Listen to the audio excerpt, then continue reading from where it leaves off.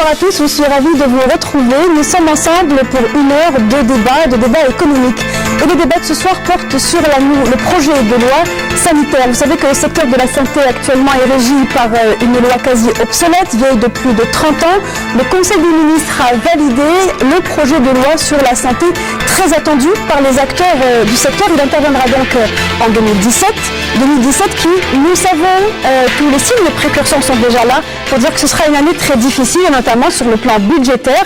Alors les questions que nous posons ce soir à nos invités, c'est de savoir comment ce projet ou comment cette nouvelle loi sur la santé qui interviendra en 2017, après validation des membres de l'Assemblée populaire nationale, pourra pallier entre deux impératifs, à savoir la liberté de l'accès et la disponibilité aux soins pour tous, qui est un sacro-saint en matière de politique de santé pour l'État, et d'autre part respecter une rigueur budgétaire, car les finances sont extrêmement tendues. On l'a déjà dit la semaine dernière, le projet de loi de finances, l'avant-projet de loi de finances déjà annonce des coupes sombres dans plusieurs secteurs. On va vous éclairer sur ces aspects. La santé est dans un contexte de crise financière. C'est avec vous, messieurs. Bonsoir et merci d'avoir accepté notre invitation. Nadji Hadjadj, vous êtes consultant, vous êtes expert d'abord dans les questions liées à l'économie de la santé et vous êtes le président de la Société d'affaires réglementaires et de pharmaco-économie. Merci d'être avec nous. À vos côtés, Ali Chaouch, bonsoir. Vous avez occupé plusieurs postes. Vous avez été responsable manager dans des structures de santé. Vous avez été également au niveau du ministère de la Santé. Vous avez occupé des postes liés à la finance aussi, puisqu'on en parle. Vous êtes actuellement membre de la commission santé du Forum des chefs d'entreprise. Monsieur Hamou Hafed, bonsoir.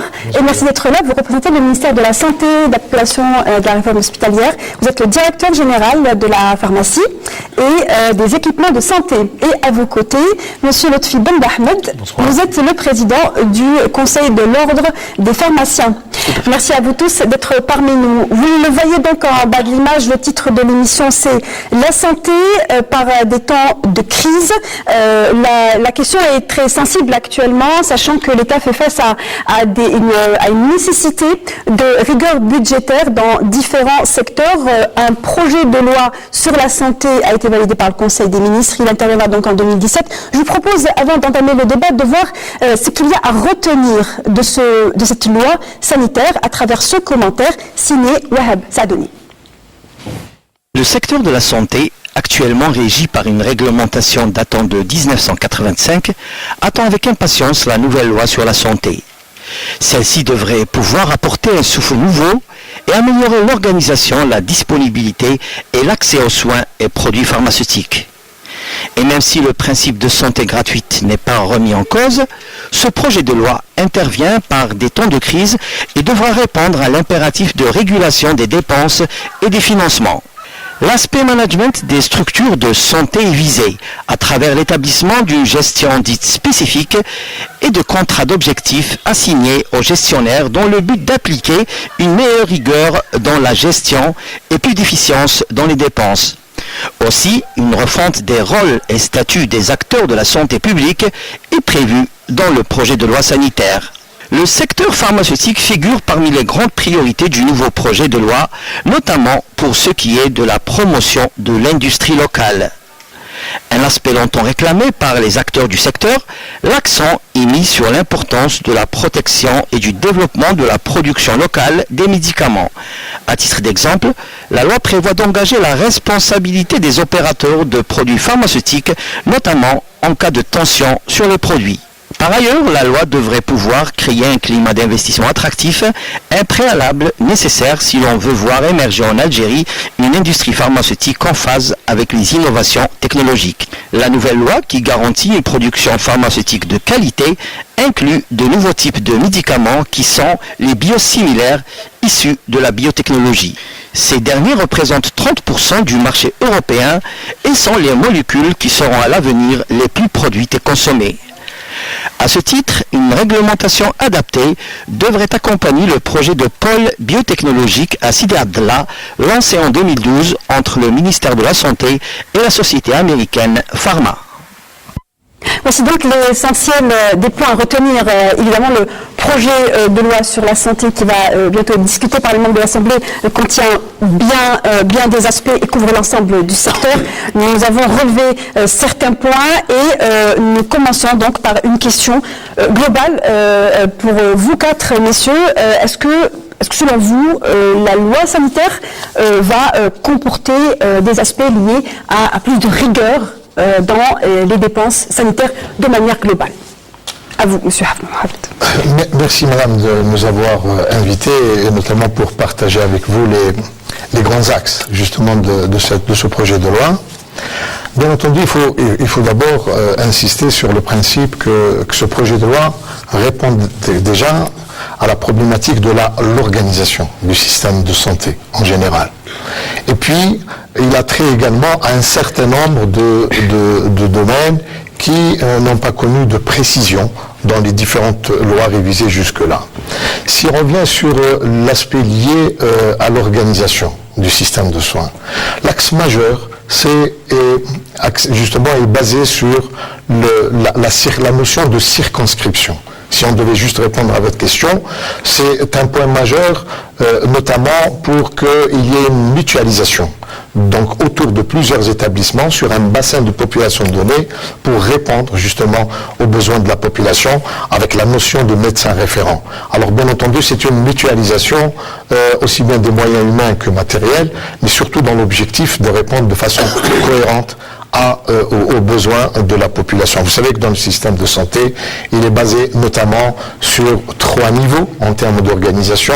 Ce sont les soins de santé de base à travers toutes les structures de base où on prend en charge les aspects liés, les aspects curatifs mais surtout préventifs. Donc ce sont les premiers soins au niveau au plus près justement du citoyen et bien entendu en lien par la suite aux besoins justement vis-à-vis des hôpitaux qui sont au moins 1 ou 2 hôpitaux par chef-lieu de wilaya, bien entendu à travers l'ensemble des daïras de wilaya, et le 3e niveau qui sont les centres d'hospitaliers universitaires qui bien entendu, comme vous le savez, prennent en charge la triptyque, les soins, la formation et la recherche. Donc c'est également... Donc vous parlez de mutualisation, cela signifie... la mutualisation... Notamment impliquer les structures privées, c'est bien ça, hein, c'est ce que bien entendu, ça pour ce qui est justement, j'en finissais, sur les aspects de carte sanitaire en tenant compte justement de la présence des structures privées qui viennent en complément de l'offre de soins des structures publiques. Si on revenait sur les aspects, dans votre reportage, vous avez dit qu'un pan entier est pris en charge par justement les aspects liés aux médicaments et aux produits pharmaceutiques. Justement, il y a un peu plus de 10 grands axes. Vous savez qu'il est consacré dans ce projet de loi justement la promotion de la production locale à travers les mesures incitatives et également si vous voulez, toutes les mesures pour la promotion de l'investissement. C'est consacré dans la loi et c'est très important. Les autres projets de loi, vous savez qu'il y a une évolution, la pratique de la pharmacie et la filière pharmaceutique en général est une activité réglementée. Et vous savez que, justement, depuis la promulgation de cette loi qui date maintenant de 31 ans, beaucoup de choses ont évolué, mais surtout beaucoup de notions ont apparu, et c'est également dans le reportage la notion du biosimilaire qui, il y a 31 ans, n'existait pas. Oui, justement, on va revenir justement à cette notion de biosimilaire qui est notamment un médicament qui demande énormément de financement, qui coûte cher, mais qui est nécessaire. Donc, pour revenir justement à cette question de mutualisation et d'efficience, je rappelle que Monsieur le Bahmed, vous en tant que président de l'ordre, vous avez énormément participé à faire des propositions lorsque le projet de loi sanitaire était encore en discussion. À quel point c'est une solution efficace aujourd'hui par autant de tensions financières? On a été partie prenante complètement dans la rédaction, dans les propositions. Il y a eu toute une démarche qui a été mise en place par les pouvoirs publics, notamment à travers l'organisation d'assises régionales et d'assises nationales. Puis l'ordre des pharmaciens a conduit des travaux qui avait regroupé l'ensemble des acteurs de la chaîne du médicament, les opérateurs, l'UNOP, le syndicat, le SNAPO, les laboratoires d'analyse, les différents producteurs. Et nous avions proposé un document qui avait été une base de travail avec lequel nous sommes souvent réunis, et près de 65 de nos propositions, d'articles ont été amendés par nos propositions. Voilà, c'est pharmaceutique. Tout à fait. Donc c'est pour nous une loi moderne et consensuelle. consensuel, parce qu'il y a eu une approche de travail commun et on a pu faire des propositions qui ont été retenues. Et sinon moderne aussi, parce que comme vous le disiez si bien au début de l'émission, cette loi a plus de 31 ans, il était nécessaire de faire une mise à niveau complète du secteur. Sur le plan d'efficacité, donc... oui, justement, pour revenir aux différentes réformes qui ont été introduites et qui peuvent conduire à cette efficacité, vous savez que dans le pharma, les normes sont internationales, les procédures sont internationales, il n'y a rien à inventer. Et notre dispositif était réellement obsolète. Ça allait de la définition même du médicament, qu'il a fallu réactualiser, en introduisant justement, au-delà du principe, c'est du générique, en introduisant les produits issus de la biotechnologie, les produits biothérapeutiques et les biothérapeutiques similaires, pas simplement les similaires, mais aussi les produits biothérapeutiques, mais aussi l'élargissement de la diffusion du médicament vers la phytothérapie, vers d'autres aussi pans où il y avait des vides juridiques qui permettaient, on pouvait constater des dérives sur le marché, notamment sur l'utilisation de la phytothérapie par certains charlatans dans le secteur. Aussi, il y a eu l'élargissement de l'acte pharmaceutique du pharmacien. Le pharmacien, désormais, le pharmacien d'officine, voit son champ s'élargir, son acte s'élargir à l'éducation thérapeutique, mais aussi à des services liés à la santé. Aussi, en termes d'efficacité et d'efficience, on peut dire que le droit essentiel, le droit à la santé qui est dans notre Constitution a été respecté, puisque la santé gratuite et l'accessibilité n'est pas remise en cause, bien au contraire, elle est complètement confortée et confirmée dans ce... Nous pouvons aussi parler de toutes les bonnes pratiques qui sont énoncées dans cette loi-là.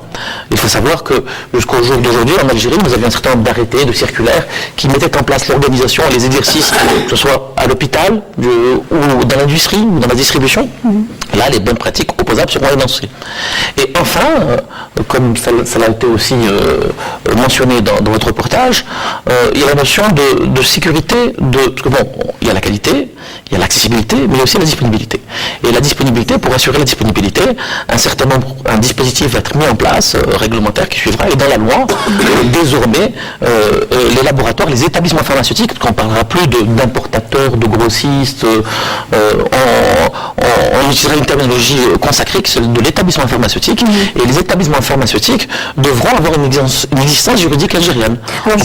Voilà, pour assurer justement la sécurité d'approvisionnement. Pour protéger justement les concitoyens. Nadji Hadjadj.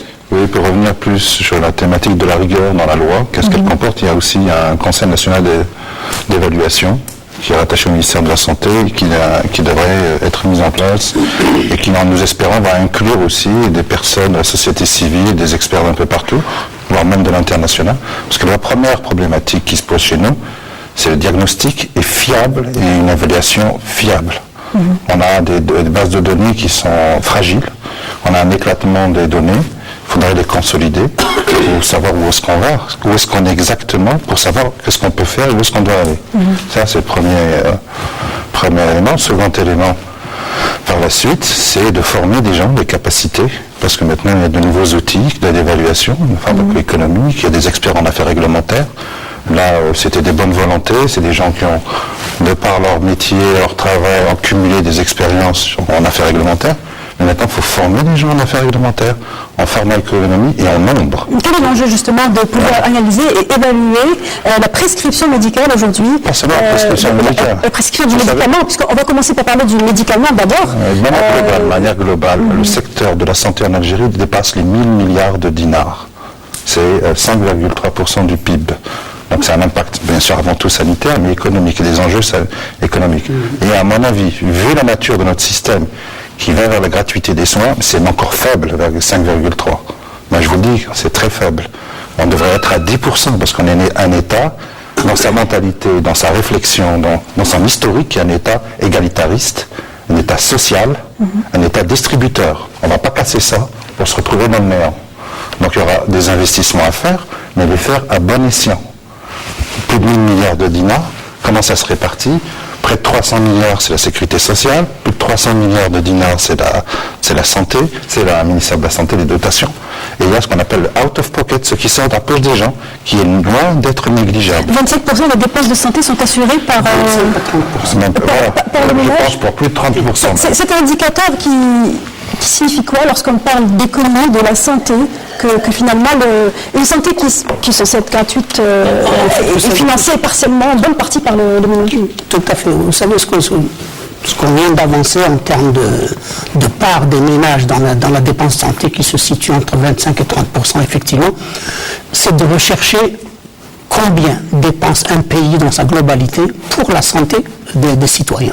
En général, c'est à peu près, en ce qui concerne l'Algérie, c'est 40% la sécurité sociale, 30 à 35% l'État et environ 25 à 30% les citoyens. C'est une fourchette acceptable. Normalement, on devrait être en dessous. Mais je crois que le problème n'est pas tellement là.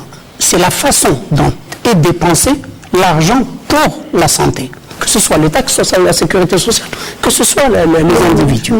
Je crois qu'au stade de notre débat d'aujourd'hui, il faut d'abord resaluer le texte en gestation depuis plusieurs années, cette loi sur la santé qui va, je l'espère, aboutir, parce que ça fait des années que c'est attendu.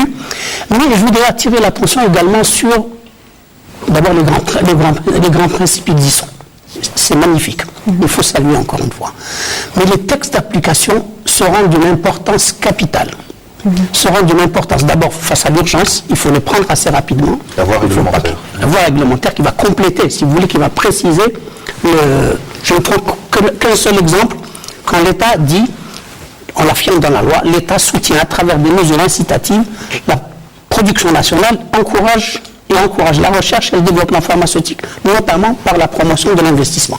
Le texte est magnifique. Il faut lui trouver maintenant une traduction. Plein de bonnes intentions. Il faut lui trouver la traduction sur le terrain et ça va bien passer pour connaître le... Alors justement, toujours pour parler du... Je souhaite qu'on reste dans le médicament précisément. Voilà. Aujourd'hui, est-ce que le texte de loi et peut-être aussi la voie réglementaire qui interviendra plus tard met un accent sur l'attractivité de l'investissement dans le domaine pharmaceutique. Aujourd'hui, qu'est-ce qui est fait pour justement pérenniser la disponibilité du médicament dans ce sens ? D'abord, j'ai envie d'apporter une précision parce qu'effectivement, lorsqu'on dit qu'il y a eu forcément un texte de loi, il faut des textes d'application pour cet aspect. Monsieur le ministre a insisté, on a été instruit au niveau du ministère de la Santé, d'ores et déjà, chaque direction a commencé à élaborer les projets de texte en relation avec ce volet. Donc vous avez déjà commencé à travailler sur la texte réglementaire. Bien entendu, avec des évaluations régulières.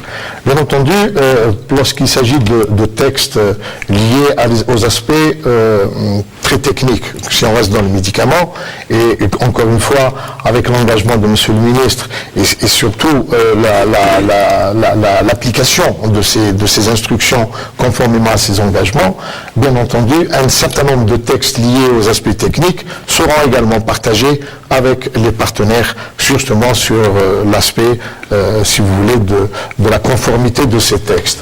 Mais si on devait revenir sur le premier point dont insistait M. Chaouch, concernant la promotion de l'investissement. M. Ben Ahmed disait tout à l'heure qu'il y a des textes ça et là. Il est vrai que ce qui a été entrepris par le ministère de la Santé est accéléré depuis les 3 dernières années. C'est que, effectivement, il y a un certain nombre de mesures qui ont été prises et qui ont entraîné des résultats qui sont là. Ce sont des chiffres. La croissance pour le secteur pharmaceutique, l'année passée, c'est 18%. C'est les spécialistes qui le disent. L'Algérie est devenue un acteur influent de production pharmaceutique. C'est extrêmement important. Cela veut dire qu'il y a eu des mesures qui sont prises et qui ont atteint des résultats déjà.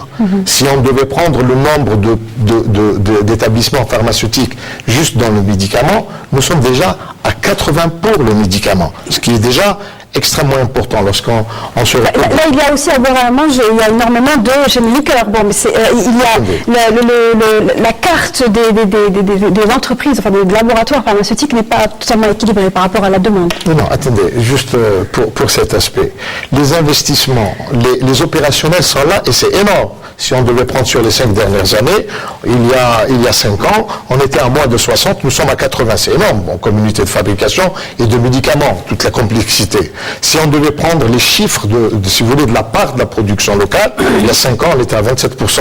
En 2015, on était à 45%. Et pour cette année, nous espérons atteindre les 50% très facilement. Ce sont des chiffres qui sont là. Si vous prenez la nomenclature des médicaments, au jour d'aujourd'hui, 54% de cette nomenclature est composée de médicaments enregistrés, ce sont des médicaments enregistrés à la production locale. Alors qu'il y a 5 ans, c'était à un tiers. Donc il y a des signes. Si on devait prendre le nombre d'unités d'investissement qui sont en cours... Mais qu'est-ce qu'il fait justement pour capter l'innovation, pour capter justement l'innovation des molécules sensibles et chères aussi? S'agissant du ministère de la Santé, des instructions, des mesures qui ont été prises ont été justement prises pour apporter ces résultats. Je vous donne un exemple.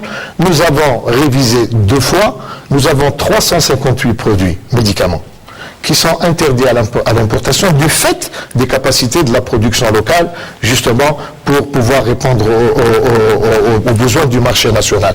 C'est très important. Je crois savoir qu'il y a d'autres secteurs qui sont en train justement de prendre en exemple le médicament du fait justement de sa complexité. Donc on peut comprendre que c'est un peu moins difficile ailleurs pour justement suivre par rapport à ça. Cela veut dire que si quelqu'un produit des médicaments, il sait qu'il a une part très importante de marché, si ce n'est pas la totalité, si bien entendu il a les possibilités.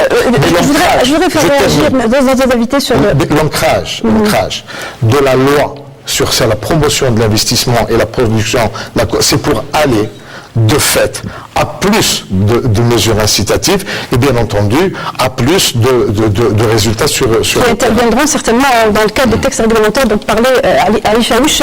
Le marché a tout pour lui, vous êtes d'accord, M. Benbahmed? Oui, je pense que dans le contexte macroéconomique actuel, crise économique, tentative de régulation, le marché du médicament, le secteur du médicament fait figure d'exemple.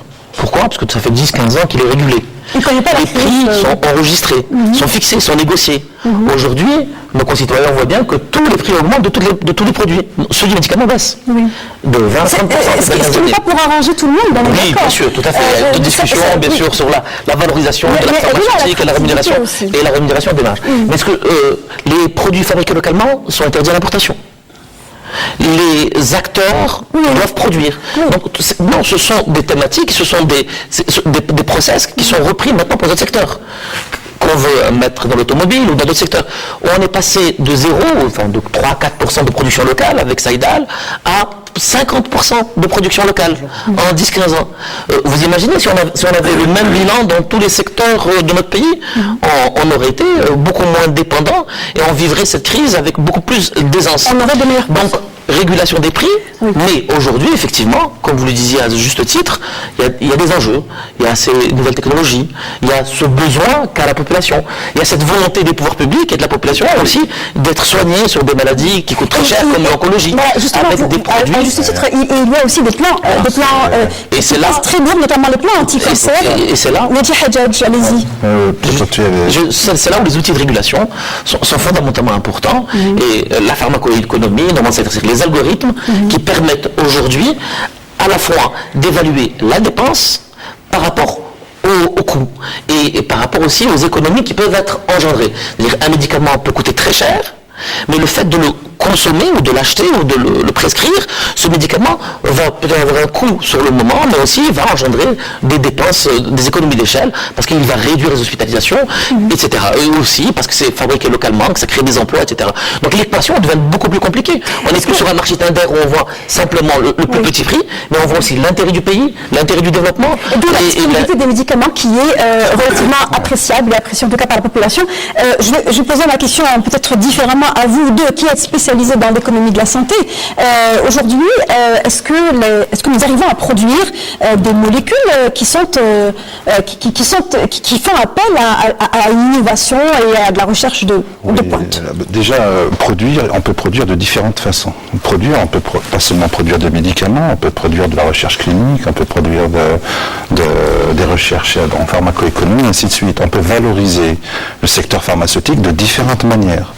Alors que la valoriser seulement par l'angle de la production, c'est bien, c'est un travail formidable qui aboutit aujourd'hui à un résultat très intéressant.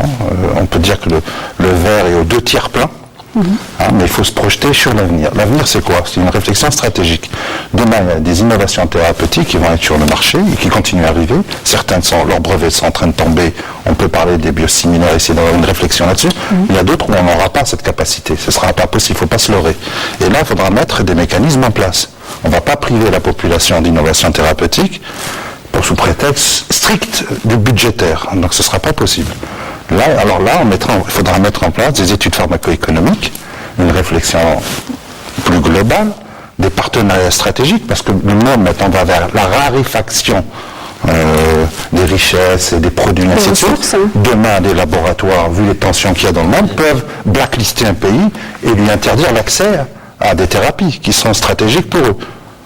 Donc à nous de nous positionner de manière intelligente dans cet échiquier-là, de payer des produits au juste prix, d'avoir pas seulement des benchmarks, mais aussi par exemple, benchmark, c'est-à-dire c'est avoir plusieurs prix et voir le moins cher et ainsi de suite pour essayer d'avoir le moins de 10 ans, ainsi de suite. Il n'y a pas que cette méthode-là. Il y a maintenant des méthodes, leur prix-volume. On négocie avec des laboratoires ailleurs, on leur dit voilà, on veut tel volume, quel prix vous pouvez nous faire? On adapte notre réglementation. On ne reste pas rigide, parce qu'ailleurs, par exemple, il y a des pays où vous avez une décision d'enregistrement avec un prix fixe. Et le laboratoire, dans ce pays, vend à tel prix.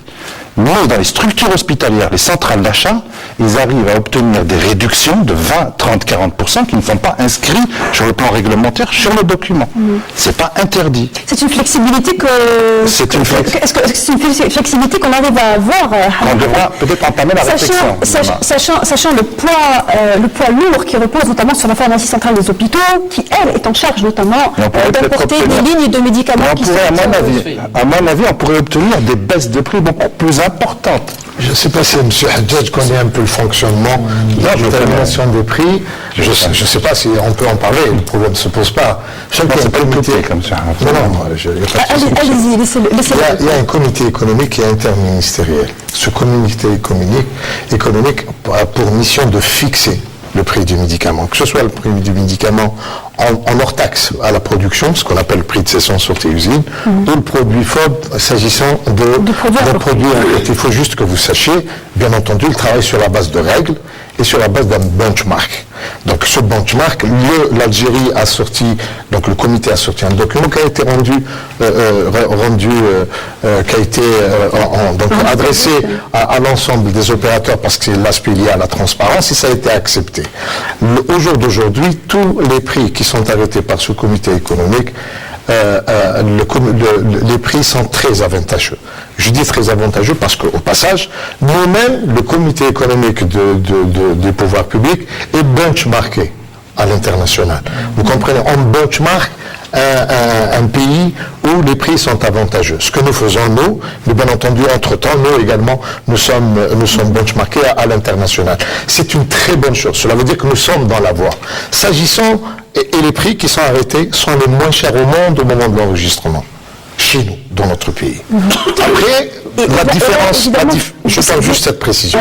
La différence par rapport à la pharmacie centrale des hôpitaux qui, elle, justement, est régie par les règles de concurrence, etc. En plus, ce qui est à l'international, les hôpitaux et les centrales d'achat à l'international font elles-mêmes un avis d'appel d'offres. Chez nous, il passe d'abord par le comité économique qui devient de fait pour l'hôpital ou l'établissement, donc la PCH en grande partie, qui fait justement jouer les règles de la concurrence, un prix plafond. Donc ça veut dire qu'il bénéficie encore davantage à l'inférieur. Mais bon, je ne sais pas si c'est ça la problématique du débat. Par contre, pour les aspects liés à la politique, dans ce projet de loi, il est justement institué, parce que l'objectif de le projet de loi, c'est d'avoir des ancrages. Dans ce projet de loi, il est ancré le principe du comité économique en lien avec le comité de remboursement qui est institué auprès du département de la sécurité sociale, parce qu'il a une portée maximum sur justement la politique de prix des médicaments. Allez, Chaouch. Je crois qu'on a été tout de suite vers beaucoup d'aspects pointus de la discussion. J'ai parlé tout à l'heure des questions liées à la rigueur, justement. Dans l'encouragement à la production nationale. Et M. Hafid avait justement évoqué l'ampleur de l'investissement national, du privé notamment, beaucoup d'entreprises en cours de production, plus de 130, je crois, sont en cours de réalisation. Tout ça, c'est une masse de médicaments et de produits pharmaceutiques en général qui vont arriver sur le marché. Nous serons certainement, à un moment donné, et dans pas très longtemps, peut-être en surproduction dans certains domaines. Donc c'est pour ça que dans tous ces domaines-là particuliers, il faudra qu'il y ait un arbitrage quelque part, ou en tout cas des orientations qui soient plus précises et un élément régulateur. M. Hafid parlait tout à l'heure de l'aspect prix. Actuellement, j'ai l'avantage maintenant d'être un petit peu de l'autre côté de la barrière en ce qui concerne la connaissance un petit peu du fonctionnement, notamment de la partie de ceux qui produisent localement. La fixation des prix des produits locaux aujourd'hui sont figés pour 5 ans. Les prix sont figés pour 5 ans, souvent pour plus longtemps, en dehors du fait qu'il y a eu des augmentations, il y a eu l'érosion du dinar, en dehors du fait qu'il y a eu les augmentations de salaire qui font que les entreprises se retrouvent un petit peu en difficulté face à cette situation. C'est pour ça que je parlais tout à l'heure de textes d'application, y compris pour les modalités de fixation des prix des médicaments. Donc l'incidence du climat actuel sur l'activité des entreprises de laboratoires pharmaceutiques. Cet aspect-là, de même que l'aspect enregistrement qui devrait également être revu au niveau de nos collègues du ministère de la Santé. Quel serait, Mohamed, on parle également de l'agence du médicament qui est récemment mise en place. En quoi peut-elle aussi concourir à ces objectifs-là, ces impératifs de l'agence, elle qui mettra en place toute cette régulation, ce comité de prix sera auprès de l'agence. Sera auprès de l'agence. Différentes commissions. Le décret sur l'agence est déjà paru. La nouvelle loi apportera des changements au fonctionnement de cette agence, mais pour revenir sur les prix, puisque c'était quand même le volet financier, le volet financement, je pense aussi qu'il est fondamental que cette notion du prix le plus bas il ne faut pas qu'on soit simplement un marché de consommation. Il ne faut pas qu'on soit simplement, qu'on appréhende la consommation du médicament comme une dépense indue, une dépense subie. Le médicament aujourd'hui, la pharma, on l'a bien vu, c'est un secteur en pleine croissance. C'est des milliers d'emplois. C'est des dizaines de milliers de pharmaciens qui travaillent à travers le territoire national. C'est des emplois dans les services. C'est un secteur porteur pour la production nationale. Demain, peut-être pour l'exportation, qui pourra se projeter sur l'exportation. C'est un des premiers secteurs qui sera prêt pour se projeter dans l'exportation. Nous travaillons ensemble avec le ministère de la Santé sur une journée dans quelques jours où on va poser c'est toutes ces problématiques. Donc, à mon avis, l'équation est beaucoup plus complexe que cela. Il y a le prix, il y a la négociation, il y a l'intérêt d'avoir le prix le plus raisonnable, bien sûr, mais il y a aussi l'intérêt de créer un tissu économique, de créer des emplois, de créer des richesses. Dans tous les pays du monde, on envisage les prix de la production nationale par rapport aux intérêts aussi économiques du pays, aux intérêts des entreprises de ce pays-là. Et créer une concurrence. Et quand je disais tout à l'heure, par exemple, les prix du médicament ont baissé, ça a un impact sur le revenu de tous les acteurs du secteur. Monsieur Chaouch parlait des contraintes des producteurs. Lorsque le prix est fixé pendant 5 ans et qu'il y a une dévaluation du dinar, les matières premières, beaucoup d'intrants, etc., sont importés et l'impact est là. Tous ces producteurs qui ont investi dans des outils de production par rapport aussi à des études de marché et donc des crédits bancaires qui étaient liés à ces études de marché. Quand les prix changent ou le marché change, ça a un impact forcément sur leur capacité de remboursement et sur leur seuil de rentabilité et éventuellement sur la viabilité de ce secteur. Donc, quelque part, nous avons investi le pays, les opérateurs, les professionnels dans un dynamisme qui s'est réalisé par une croissance très importante à deux chiffres du secteur. Il faut la pérenniser, il faut la conforter et la sécuriser. Vous me rappelez une phrase que vous, Mohamed, avez dite, c'était à l'occasion du Forum de Liberté, il y a quelques temps de cela, vous aviez dit il n'y a pas de pénurie, il n'y aura pas de pénurie, mais à condition, vous avez mis un préalable important, à condition que les opérateurs soient au rendez-vous. Est-ce que cela signifie que, justement, dans le contexte actuel, les opérateurs pourraient ne pas justement être à ce rendez-vous, celui de la disponibilité, de la pérennité du médicament? Je pense que, très sincèrement, pour ce qui s'agit des opérateurs, ils sont au rendez-vous. Mais c'est-à-dire la question qui est posée, Tout à l'heure, M. Ben Ahmed avait cité quelques axes justement de révision dans le projet de loi. L'établissement pharmaceutique. Alors il y a deux types, c'est-à-dire que nous sommes dans notre pays, nous produisons des médicaments et nous importons également les médicaments que nous ne savons pas produire au jour d'aujourd'hui. Mais la dynamique jusque-là, c'est que les médicaments, les producteurs, au fur et à mesure, pour ceux qui ont cet engouement ou les capacités et autres, passent au fur et à mesure à la production d'un certain type de médicaments. C'est-à-dire que c'est une dynamique. Après, pour cela, ce sont des médicaments qui sont produits localement. Il appartient effectivement aux opérateurs de faire de telle sorte, de sécuriser les stocks c'est ça l'avantage quand c'est produit localement. Par contre, pour ce qui est des aspects liés à l'activité d'importation, vous savez que l'activité, nous ne sommes pas seuls dans le monde. Au jour d'aujourd'hui, ce qu'apporte la loi, ce qu'apporte le projet de loi par rapport à la loi actuelle, c'est quoi? C'est justement cet établissement c'est l'établissement pharmaceutique dans notre pays, et notamment la possibilité pour les laboratoires internationaux non installés en Algérie, pour qu'ils cèdent l'exploitation de leur décision d'enregistrement, qui est quand même un bien très important, et la loi lui oblige, c'est-à-dire oui, il s'installe, et à ce moment-là, il assure la responsabilité pharmaceutique dans la première et justement la disponibilité. Ce qui n'est pas au jour d'aujourd'hui pour ces aspects-là, mais ce qui sera demain par rapport à ça. C'est-à-dire le laboratoire, il s'installe, et à ce moment-là, il sera établi le lien avec les autorités sur cette responsabilité pharmaceutique, parce que ce qu'il faut juste savoir, les spécialistes le savent, il y a parfois des tensions à l'international pour X raisons sur la matière première. Qui se répercutent également sur des tensions donc exogènes. Par contre, lorsqu'ils sont en lien de responsabilité dans un pays, eh ben, ils commencent par les pays là où ils sont justement, ils ont engagé la responsabilité avant les autres. Donc, si vous voulez, on rétablit en quelque sorte les tensions du fait justement qu'il y a un lien et qu'il y a une responsabilité qui est engagée dans notre pays. Et puis, faut-il rappeler jusque maintenant une responsabilité qui n'était pas conférée et qui a été en cause dans des perturbations dans de l'approvisionnement en médicaments au niveau national.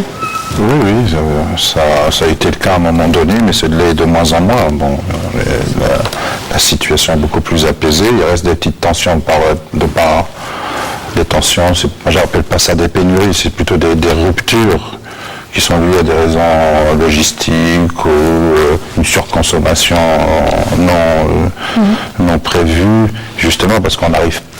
Il y a un autre volet qui est en amont de tout cela aussi. C'est la question aussi des protocoles thérapeutiques. On est chez nous, on n'a pas réussi à mettre des guidelines, des protocoles thérapeutiques, par exemple, sur les plus grosses pathologies, sur les maladies non transmissibles, sur le cancer, sur le cardio, et ainsi de suite. Donc maintenant, il est temps de mettre des guidelines, ce qui permet de savoir, de mettre des protocoles, d'avoir des prévisionnels encore plus affinés, de mieux négocier aussi les prix, d'avoir une stratégie aussi en termes... Les protocoles pharmaceutiques, rappelons-le et expliquons aux téléspectateurs, c'est-à-dire être fixés sur l'ensemble des médicaments qui vont intervenir pour des soins particuliers. C'est des schémas thérapeutiques. On a un cancer, tel type de cancer, on passe par telle thérapie, tel truc, tel protocole. C'est des protocoles qui sont inscrits, qui suivent ça. Quel intérêt d'avoir justement une telle visibilité sur... parce que là, on peut mieux prévoir les quantités, on peut mieux négocier les prix, on peut mieux mettre une stratégie aussi avec les partenaires. Ça fait partie. Ça fait partie. Des exemples de pénurie de certains produits. Parce que les médecins avaient l'habitude de prescrire ces produits-là, ils n'étaient pas forcément nécessaires, ils étaient contournables. Il se trouve que ces produits n'étaient plus importants en Algérie parce que le laboratoire avait été acheté par un laboratoire israélien Teva. L'Algérie ne les apportait pas. Et les prescripteurs continuent à prescrire ces produits-là alors qu'il y avait des alternatives thérapeutiques. Donc il y a ces... Il y a une espèce de gap entre les prescripteurs et l'effort fourni par la Direction Générale de la Pharmacie est énorme. Ils ne peuvent pas aller au-delà de leurs prérogatives. Il y a des aspects qui interagissent. Je tiens juste à rassurer, peut-être que c'est l'information qui n'est pas parvenue. Non, il n'y a pas de souci. On est là pour justement juste partager ces connaissances. C'est que les guidelines du fait, il y a un plan cancer. Vous savez que la problématique, tout à l'heure, M. Chaouch parlait de tous les aspects, juste je réponds à ça, c'est qu'il y a un plan cancer. Ce plan cancer, il y a une commission de mise en place qui sont les cadres du ministère de la Santé, présidés, et vous avez une commission d'évaluation qui est indépendante. C'est-à-dire demain, lors si vous voulez, des évaluations, on mesure en toute indépendance et en toute franchise l'état si vous voulez, l'évaluation de l'application du plan cancer. Juste pour cet aspect, il y a sur le site du ministère de la Santé, les guidelines, des directives de déjà un certain nombre de cancers, si ma mémoire de 5 sur les directives, sur ce qu'on appelle les protocoles thérapeutiques, sur l'aspect, bien sûr, c'est les experts en cancérologie en relation avec la direction générale concernée au service du ministère qui ont eu à le faire et qui sont sur site. Bon, bien entendu, le mieux, c'est de pouvoir traiter de façon ordonnée les maladies de la même façon. D'abord, ça permettra de mettre de l'ordre, et c'est aussi éducatif. Et derrière, bien entendu, il y a l'aspect économique, parce que, comme le disait M. Benbahamed, parfois, on a en deuxième, troisième ligne, et vous savez qu'au jour d'aujourd'hui, pour ce type de maladie, c'est de la biotech et ça coûte très cher parce que c'est des médicaments innovants. Donc, il y a des échecs à des lignes thérapeutiques. On passe à celle qui est la plus chère, mais qui est indiquée du fait de l'échec, pour que, justement, demain, ces consensus thérapeutiques, ces protocoles, permettent d'aller à la molécule la plus chère quand il le faut, pour le malade qu'il faut, pour que ce ne soit pas juste donné en première intention parfois, et bien entendu, ça impacte sur des aspects financiers. Il faut savoir qu'en plus des centres anti-cancer engagés par l'État, il y a également 2 centres anti-cancer privés qui vont bientôt voir le jour. Lotfi Benbahamed. Oui, le cancer, les produits du cancer, ça concerne surtout l'hôpital. Pour la médecine de ville, ce qu'il faudrait savoir aussi en termes de guidelines, comme le disait mon ami Hadjaj, effectivement, une des problématiques qui se pose en Algérie par rapport aux prescripteurs, c'est que les prescripteurs n'ont pas adhéré au système de tiers payant avec la sécurité sociale. Alors autant la délivrance du produit a été encadrée par la sécurité sociale pour le développement du générique, pour la substitution, pour la délivrance d'un produit pour certains prescripteurs. Autant au niveau de la prescription, on a commencé par le bas de l'échelle, on n'a pas pu remonter à la prescription parce que nos prescripteurs n'ont pas encore adhéré au système. Lorsqu'ils adhèrent au système, on pourra avoir une continuité sur la traçabilité de la responsabilité médicale et la traçabilité du produit et accès réellement et avoir une visibilité sur les consommations. Mais ce gap, justement, ce gap important, il aurait pu être évité, notamment par la présence d'associations telles que la vôtre, que le Conseil de l'Ordre, qui implique également autant les praticiens que les pharmaciens. Est-ce que le travail a été engagé dans ce sens pour pouvoir justement rattacher les différents maillons de la chaîne? Oui, c'est le sens un petit peu. Bon, là, nous avons une nouvelle loi sanitaire qui appellera des décrets, des arrêtés d'application. Et tout à l'heure, je parlais de bonnes pratiques.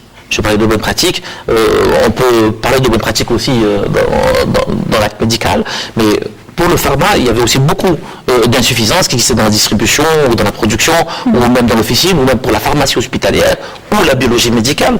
Nos confrères biologistes aussi qui n'étaient moins pas cités dans l'ancienne loi, aujourd'hui sont complètement encadrés.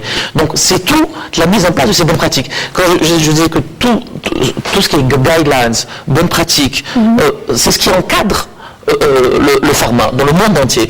Et cette loi-là, c'est justement l'occasion de faire une mise à niveau complète. Alors ça commence par une loi, et derrière, il y aura des textes réglementaires qui préciseront mettre en place ces guidelines. Des clés qui vont permettre de l'appliquer à l'Ichaouch. Est-ce qu'on peut considérer que le prescripteur aujourd'hui fait un peu bande à part et finalement, il pèse lourd sur le budget de l'État en termes de médicaments? Bande à part, non, mais enfin, je pense qu'il y a un problème de formation d'abord qu'il faudra remettre sur la table à un moment donné, que ce soit dans la formation médicale, que ce soit également dans tout l'échantillon de la pharmacie, jusqu'à la pharmacie industrielle, etc., galénique, dans tous ces segments qui complètent un petit peu ce qui peut être fabriqué chez nous. Mais je voulais dire que le challenge de demain, en ce qui nous concerne, par ces moments de raréfaction des moyens financiers, c'est de trouver les voies, les moyens justement, de mieux soigner au meilleur coût. Donc, tout ça, je pense qu'y compris le président de la République a évoqué un phénomène sur lequel on dit beaucoup, on parle beaucoup, c'est le phénomène de la contractualisation. En tout cas, la mise en place d'éléments d'évaluation des uns et des autres du payeur avec le soigneur, avec l'équipe de direction d'un établissement hospitalier, pour que chacun voit un petit peu où va la dépense en ce qui concerne la sécurité sociale notamment, et elle le réclame, l'État également. Je pense que maintenant c'est le moment d'aller mettre tout cela en commun pour essayer d'aller vers plus d'évaluation. Tout le monde sur cet impératif. Oui, globalement, on investit dans la santé, on ne dépense pas pour la santé. La santé est un investissement. Des études très sérieuses faites par l'université de Cambridge en Grande-Bretagne ont démontré que $1 ou une livre investi dans la santé rapportait 2 livres. Quand il était investi, justement, si on investit mal, ça ne rapporte pas. Si on investit très très mal, on fait faillite. Notre système de santé on a besoin d'investir dans notre système de santé en masse, parce qu'il n'y a rien de plus important que notre santé, nos vies, c'est-à-dire aller vers plus de financement, mais pas aveuglément, avec des outils de diagnostic, d'évaluation, de suivi, de rectification. C'est le plaisir que j'ai aujourd'hui de débattre avec mes collègues, c'est d'échanger, il faut continuer à échanger, on n'a pas besoin d'être d'accord sur tout, il faut que les échanges se fassent, se multiplient, qu'on s'ouvre aussi sur l'international, qu'on n'aille pas dans une réflexion, dans une autarcie, parce qu'il y a des concepts maintenant qui ont fait leurs preuves à l'étranger, en termes d'évaluation des systèmes de santé, des choix, des stratégies de santé. On devrait s'ouvrir un peu plus, revoir un peu ce qui se passe et continuer dans ces échanges. Voilà, une note ministérielle, je parle au conditionnel car l'information a été adressée par des confrères de la presse qui aurait été adressée aux structures de santé et qui ferait état d'orientation pour diminuer les dépenses des hôpitaux. Alors on ne parle pas de médicaments, on parle là maintenant des structures de santé, plus précisément des hôpitaux. Aujourd'hui, messieurs, est-ce que le management d'une part des produits pharmaceutiques, mais aussi du fonctionnement des structures de santé, devra faire l'objet de plus de rigueur? Vous savez, un point majeur, encore une fois, dans le projet de loi concernant justement le financement, c'est qu'on passe du financement de structures au financement des activités. C'est aussi ça, si vous voulez, le changement majeur. Je m'explique. Dans ce projet de loi, il est bien entendu annoncé le principe des projets de service, donc des projets d'établissement. Et ce sont des projets qui peuvent être annuels ou pluriannuels. Je m'explique. C'est-à-dire qu'un établissement n'a pas une habitude de fonctionnement sur lequel justement on revient du point de vue financement pour reconduire sur la base d'eux, mais c'est sur la base de ces projets de service et bien entendu in fine le projet d'établissement qui doit présenter à son conseil d'administration et pour lequel lorsqu'il a approbation pour qu'on finance son activité, bien entendu à la fin de l'exercice qui va être bien entendu évalué. La différence, ce sera celle-là. Ce n'est pas donner un budget pour un établissement reconduit plus ou moins en proportion. Par contre, c'est d'activer. Mais il faut savoir, aussi vous le disiez tout à l'heure, et M. le Président de la République a insisté lors du Conseil des ministres, lorsqu'elle a été approuvé le projet de loi, c'est l'aspect lié justement à la contractualisation. L'un vis-à-vis de l'autre. Si vous voulez, financement des activités, donc plan, projet de service, projet d'établissement, et bien entendu en lien avec la contractualisation pour que demain on puisse réellement financer les activités que justement de fait qu'on évalue pour voir l'état d'exécution ou d'application de ça. C'est quelque chose de tout à fait nouveau. Ce sera tout à fait nouveau, en tout cas pour les gestionnaires des structures de santé. On parle de contrats d'objectifs. Ça pourrait être... les téléspectateurs, en tout cas, pourraient ricaner et on peut leur concéder cela au vu de l'état de certaines structures de santé, d'hôpitaux.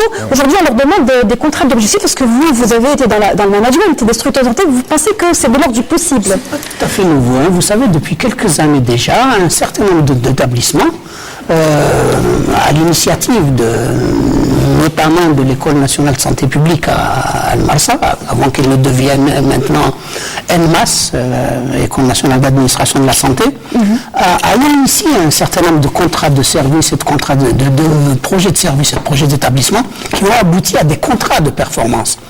Ceci était un petit peu, si vous voulez, disparate, mais ça pourrait devenir maintenant un leitmotiv pour que l'ensemble des gestionnaires soient obligés, soient mis dans l'obligation de se mettre en situation d'être évalués.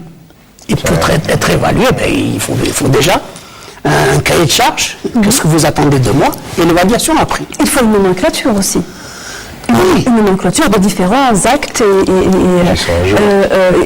qui sont opérés au niveau des structures, on est d'accord. C'est évident, vous n'évaluerez pas un CHU par rapport à un établissement d'une petite daïra ou d'une commune.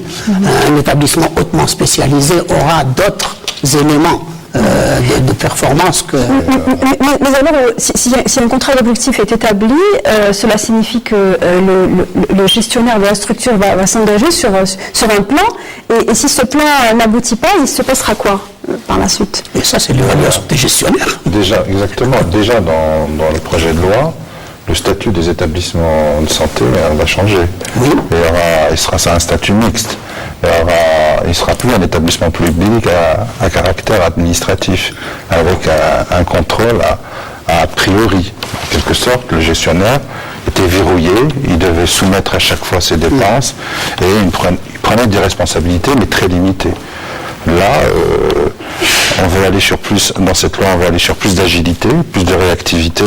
Le volet personnel reste, parce que c'est des fonctionnaires, c'est la fonction publique, reste sur l'entreprise, entre guillemets, à caractère administratif, mais les parties investissement, la partie financement sera soumise à une comptabilité générale avec un contrôle a posteriori.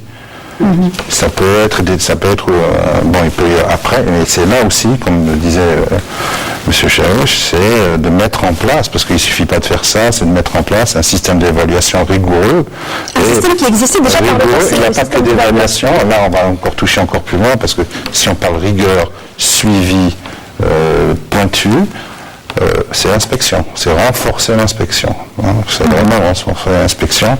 Et pas une inspection coercitive, mais une inspection pédagogique qui accompagne pour un fonctionnement ça va dans le sens de ce que disait Dr Hafed. Oui, en fait, quand on voit à travers la contractualisation et d'autres réformes qui seront en cours, il ne s'agit pas en fin de compte de moins dépenser, mais de mieux dépenser. L'Algérie dépense 5% de son PIB, on a encore un retard à rattraper par rapport aux pays développés qui sont à 10% de leur PIB. Au-delà de ça, on voit bien que même le gouvernement, à travers ce qu'on sait de la loi de finances, que le budget de fonctionnement de la santé n'a pas baissé, bien au contraire, a été augmenté. Donc, surtout, en plus, lorsqu'on compare les dépenses de santé par rapport à d'autres postes de dépenses, 2 milliards d'euros d'importation de médicaments, il y a aussi 2 milliards d'euros dans le tabac. Dans les pays émergents, les citoyens dépensent plus en téléphonie mobile qu'en dépenses de santé. Donc il y a des équilibres à retrouver. Les dépenses de santé, comme le disait si bien M. Hadjis tout à l'heure, c'est des dépenses d'investissement. On les retrouve et il faudrait quelque part aussi que la presse et que d'autres personnes déconnectent aussi les bilans du ministère de la Santé sur la facture d'importation. D'un côté, on veut que nos malades soient soignés, on a des parents qui ont le cancer, on sait que ça coûte très cher, et après on dit oui, les dépenses ont augmenté. Mais c'est ce qui a augmenté l'espérance de vie, le système de santé. À l'indépendance, on était à 45 ans, on est à 77, 78. La disponibilité et l'accès aux soins. La disponibilité et l'accès aux soins, et les dépenses de santé, des dépenses régulées, avec des méthodes analytiques, d'évaluation, qui nous permettront de développer, de prendre à la fois nos concitoyens et de développer aussi un secteur, qui est un secteur économique aussi, qui emploie des milliers de personnes et qui peut projeter l'Algérie même pour être un acteur majeur, régional, au Maghreb ou en Afrique. Il me reste encore quelques minutes pour clore ce débat, Mohamed, pour revenir à l'efficacité et l'efficience qui est demandée de ces structures de santé. On sait que de nombreux hôpitaux sont déficitaires et pour cause ils ont du mal à payer leurs factures, les factures de médicaments dont ils s'approvisionnent au prix de la PCH notamment. Est-ce que cette nouvelle mesure de contrat d'objectif induirait des aides financières ou peut-être éponger peut-être les situations, assainir la situation de certaines structures de santé qui se portent mal actuellement? Vous savez qu'il y a eu se porte mal, je ne sais pas, il faut, en tous les cas en 2016, il faut faire, si vous voulez, l'évaluation en 31-12. Il y a eu assainissement des établissements de santé au jour d'aujourd'hui, surtout sur les aspects de tête, etc. Mais il faut juste comprendre que lorsqu'on parle de contrat d'objectif, donc de projet d'établissement, c'est systématiquement vis-à-vis d'un payeur qui est la contractualisation. C'est ça l'intérêt de passer du financement d'une activité par rapport au financement, juste un financement d'une structure pour qu'elle puisse fonctionner et puis est-ce qu'ils sont performants ou pas, il faudrait faire cette évaluation. La problématique au jour d'aujourd'hui, c'est que il y a des établissements de santé, notamment des CHU. M. Chalouche a raison, lorsqu'on parle de la performance, il y a la prise en charge habituelle, mais il y a des niveaux de performance. On attend plus d'un CHU justement à faire progresser, donc à faire gagner un peu plus d'argent, que, si vous voulez, une structure de proximité qui doit répondre sur les aspects préventifs et curatifs. Mais aujourd'hui, il y a des établissements de santé.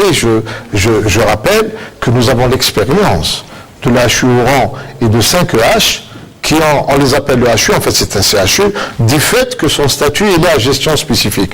M. Hadjaj parlait tout à l'heure justement de cette flexibilité dans la gestion, et notamment pour le contrôle a posteriori, pour faire de telle sorte qu'il n'y ait pas d'entrave au préalable pour faire fonctionner il est demandeur justement de contractualisation vis-à-vis de la sécurité sociale, notamment par rapport à la performance si vous voulez, du niveau des activités, au regard, par exemple, de certaines pathologies objets de transfert pour soins à l'étranger. Ça a été abordé et justement ce sont des choses qui ont été entamées dans ce cadre qui fait justement donner un sens à la contractualisation de demain.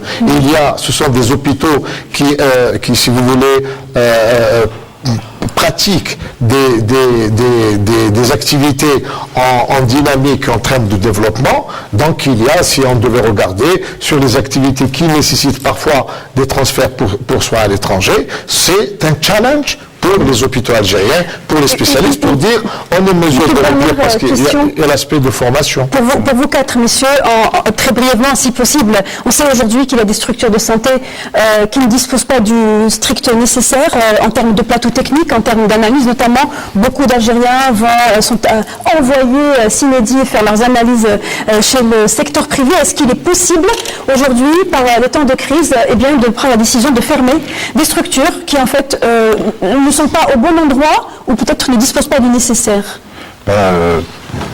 Moi déjà, je ne pense pas que c'est d'actualité. C'est une réflexion à avoir, parce que les plateaux techniques sont de plus en plus lourds, et maintenant les structures sanitaires ont besoin de plateaux performants pour pouvoir traiter les populations. Donc multiplier des structures qui n'ont pas ces moyens-là, ou démultiplier des plateaux techniques, c'est pas possible. Mais moi je profite très rapidement. Je profite très rapidement de cette émission. Vous avez parlé de restrictions, de demandes d'économie sur les budgets des hôpitaux, et ainsi de suite. C'est une réalité. On comprend la situation financière du pays, mais je lance quand même un appel demandant aux autorités d'être un peu plus indulgentes et avoir moins une vision comptable dans le secteur de la santé par rapport à d'autres ministères. Qu'ils lèvent un peu le pied sur cette question-là d'économie au niveau des structures de santé, parce que ça met énormément en difficulté certains gestionnaires. Et ça va impacter, à long terme, ça va impacter sur le patient. Un dernier mot à l'échelle à ce propos. C'est vrai que le domaine de la santé est un domaine extrêmement sensible. On ne va pas se jeter comme ça à décider du jour au lendemain, fermer tel ou tel établissement. Mais ceci n'empêche pas la mise en marche maintenant d'un processus et de procédures d'évaluation pour qu'on sache exactement qui fait quoi et à quel niveau de performance. Quelle que soit la décision plus tard qui sera prise, mais au moins qu'on sache par rapport à tel service à l'est, tel service à l'ouest, au nord ou au sud, un peu d'évaluation. C'est de l'ordre du possible? J'ai envie de vous dire très gentiment que je ne partage pas votre appréciation à la dernière question en disant qu'il ne dispose pas de plateau. Non, il dispose. Il dispose suffisamment de plateaux, mais la problématique, et c'est ce qui a été relevé par Monsieur le ministre après un certain nombre d'inspections et d'évaluations, ce sont des aspects effectivement de gestion, parce qu'il faut juste savoir, le projet de loi sur le point de vue organisationnel est venu justement par rapport à une évaluation du terrain. Donc si vous voulez, l'aspect lié à l'absence de moyens n'est pas de mise. Au contraire, je suis directeur des équipements de santé, c'est juste pour vous dire. La problématique, effectivement, dans le fond, ce sont les aspects d'organisation et de rigueur qui, justement, avec une autre forme de gestion, mettra à nu les compétences des uns et des autres. C'est ça la problématique. Comme le choix de bons équipements, par exemple, au moment de s'approvisionner, au moment de... Vous savez, les équipements, ils sont choisis par les experts eux-mêmes. C'est parmi les choses qui coûteront les plus cher en termes de dépenses de santé. Mais surtout une rationalisation pour acheter bien, avec les moyens que nous avons. Et vous savez, au jour d'aujourd'hui, si vous prenez le nombre de scanners qui est au niveau national, il n'existe pas en France. Par exemple, par les mêmes structures. La problématique, c'est qu'effectivement, parfois, on achète parce que c'est décentralisé. Jusque-là, donc il y a des achats, et puis on se retrouve par la suite, pour une raison ou une autre, le scanner, le médecin qui était là-bas n'est plus là-bas, des histoires comme ça. Par contre, demain, ils seront comptables. Vous achetez parce que vous en avez besoin, et parce que vous allez produire. Mais si vous n'avez pas les moyens, je dis au jour d'aujourd'hui, lorsqu'un établissement a besoin d'acheter quelque chose, s'il ne dispose pas d'éléments humains spécialisés pour faire fonctionner, ça ne sert à rien d'aller justement acheter. Il faudrait d'abord assurer ceux qui vont faire fonctionner pour justement lorsqu'il sera acheté, il sera bénéfique et c'est ça l'économie de santé. Mohamed, contractualisation et pas de fermeture de structure de santé. 30 secondes si possible pour vous. Oui, alors on va prendre des mots-clés. Assainissement, ça a commencé. Réorganisation par la loi sanitaire. Moralisation, c'est nécessaire, l'ordre on prendra notre part. Mobilisation, c'est ce qui pourra permettre justement à ces énergies, à ces compétences qui existent en Algérie, non seulement de prendre en charge nos concitoyens, mais d'être aussi un facteur de développement économique pour notre pays. Merci. Monsieur Ben Ahmed, je rappelle que vous êtes président de l'ordre des pharmaciens. Merci d'avoir été avec nous. Hamou Hafod, je rappelle que vous avez été avec nous, représentant du ministère de la Santé, directeur général de la pharmacie et des équipements de santé. Ali Chaouch, merci d'avoir été là. Je rappelle que vous êtes, entre autres, plusieurs casquettes, membre de la commission santé du FCE et Nadji Hadjadj. Je ne vais pas écorcher votre titre cette fois. Président de la Société de pharmacoéconomie et affaires réglementaires, merci d'avoir été avec nous. Merci d'avoir suivi jusqu'au bout pour cette thématique consacrée sur le projet de loi sanitaire. On se retrouve la semaine prochaine pour une thématique qui parlera de finances, encore une fois, puisqu'on parlera du projet de loi de finances. La rediffusion de cette émission, pour ceux qui l'auraient pris en cours de route, c'est demain à partir de 11h. Sinon, vous pouvez nous voir en replay sur notre site www.entv.dz. Très bonne soirée à tous.